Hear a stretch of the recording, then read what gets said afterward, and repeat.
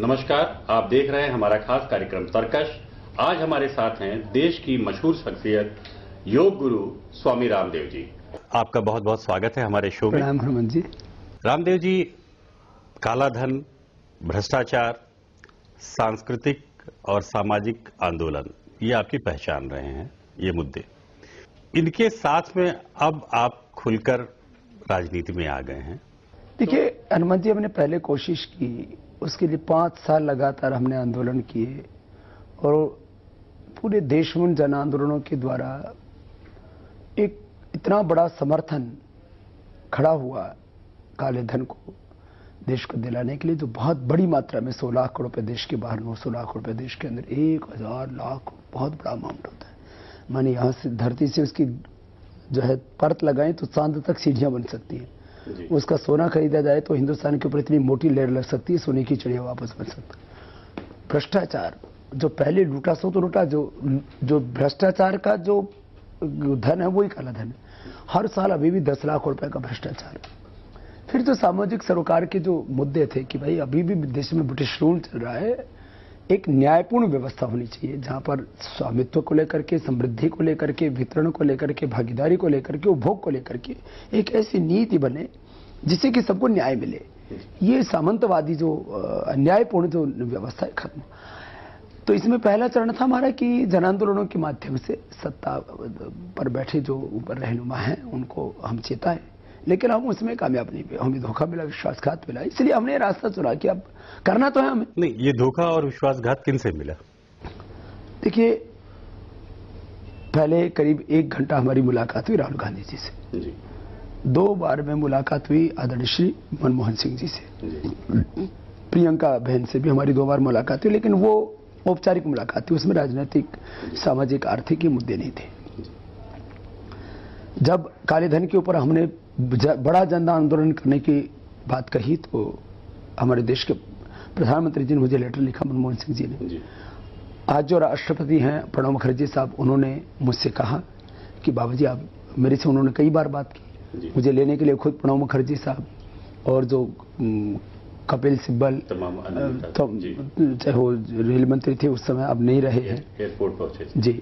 और बात इतनी तक नहीं है, बात यह है कि स्वामी जी हम आपके सब मुद्दों से सहमत है। और इतना झूठ बोलते बोलते और फिर बात लाठीचार्ज की बात, चाहे वो हमारे हत्या का षड्यंत्र कर ले, मार भी दे, हमको कोई बात नहीं। लेकिन भाई हमने हमारे ये तो बताओ कि हमारा गुनाह क्या है। जी नहीं, रामदेव जी रोकूंगा आपको कि अन्ना ने भी आंदोलन किया, आप भी उनके साथ जुड़े, आपने भी आंदोलन किया और कहीं ना कहीं से शायद उनका भी मोह भंग हुआ जन आंदोलनों से, आपका भी मोह भंग हुआ। मतलब आपको ये लगता है कि जन आंदोलन के जरिए परिवर्तन लाना मुश्किल काम है? जन आंदोलन के द्वारा परिवर्तन तब हो सकता है जब सत्ता पर बैठे लोग संवेदनशील हों, वो तब की कीमत समझते हों, लोगों की भावनाओं की कद्र करते हों, चरित्रवान लोग हों, तो जन आंदोलन 100% सफल होंगे। अभी भी तो हम एक जन आंदोलन की भूमिका में हैं। हमने अब जो है कांग्रेस से जो है उम्मीद नहीं रही, उन्होंने नाउम्मीद किया, उन्होंने विश्वासघात किया, धोखा किया। अब भी तो हम उम्मीद ही बांध के बैठे हैं ना कि नरेंद्र मोदी जी ने हमसे कहा है कि हम काला धन वापस लाने के जो मुद्दे हैं, भ्रष्टाचार मुक्त भारत बनाने के और इस व्यवस्था को न्यायपूर्ण बनाने की, जिससे कि आर्थिक सामाजिक गैर बराबरी, देश में महंगाई, बेरोजगारी, गरीबी, तमाम जो प्रश्न हैं इनका समाधान, तो उनके आश्वासन के ऊपर ही तो हम उनको समर्थन दे रहे हैं। तो हमारे लिए देश पहले है, मुद्दे पहले हैं, मोदी बाद में है। लेकिन क्योंकि मोदी सहमत है, उनका कैरेक्टर ऐसा है, हमने एक मर्तबा नहीं अनेक मर्तबा उनके साथ में लंबे लंबे हमारी बातचीतें हुई। करीब 20 सालों से मैं उन व्यक्ति को जानता हूं। मुझे पूरा भरोसा है कि वो हमारा विश्वास नहीं तोड़ेंगे। इसलिए हमने कहा कि चलो अब जन आंदोलन से बात नहीं बनी तो कोई बात नहीं, अब सत्ता परिवर्तन से व्यवस्था परिवर्तन का रास्ता जाएगा। केजरीवाल ने इस चीज को शायद बहुत पहले ही भाप लिया था, उन्होंने राजनीतिक पार्टी बनाई और अब जो सर्वे आ रहे हैं उसमें लग रहा है कि दिल्ली में केजरीवाल किंग मेकर होंगे। तो क्या आपकी ख्वाहिश है कि देश में आप किंग मेकर बने? देखो, हमको न एमएलए बनना है, न एमपी, न सीएम, न पीएम, और बुरे आदमी को नहीं बनने देना। तो 2 तरह की रणनीति है, 2 तरह की प्रक्रिया है, प्रोसीजर है कि आप परिवर्तन लाएं।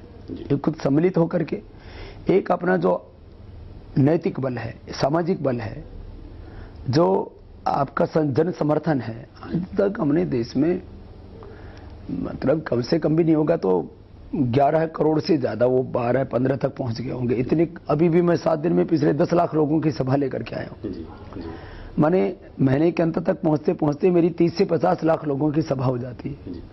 अब अगले साल तक पहुंचते पहुंचते करीब 15 करोड़ लोगों की मेरी सभाएं हो जाएंगी लोकसभा के चुनाव तक। और अब मैंने तो निर्णय कर लिया है कि मैं जब तक लोकसभा चुनाव नहीं हो जाएगा करीब 9 महीने तक मैं पतंजलि योगपीठ भी नहीं जाऊंगा। यह एक सवाल उठता है कि आपने समर्थन बीजेपी को नहीं दिया है, आपने समर्थन मोदी जी को दिया है। आखिर क्या खास वजह थी कि आप मोदी जी के मुरीद हुए? हमने समर्थन मुद्दों के आधार पर दिया है। राष्ट्रहित के जितने भी हमारे मुद्दे थे मोदी जी ने उन पर पूर्ण सहमति दी। आपकी उनसे बातचीत हुई इन मुद्दों को लेकर? एक बार नहीं, अनेक बार। और बात सहमति तक की नहीं है, फिर ये भी देखा जाता है कि इस व्यक्ति पर भरोसा किया जाए या नहीं। तो उसमें मोदी जी हमको खरे लगे।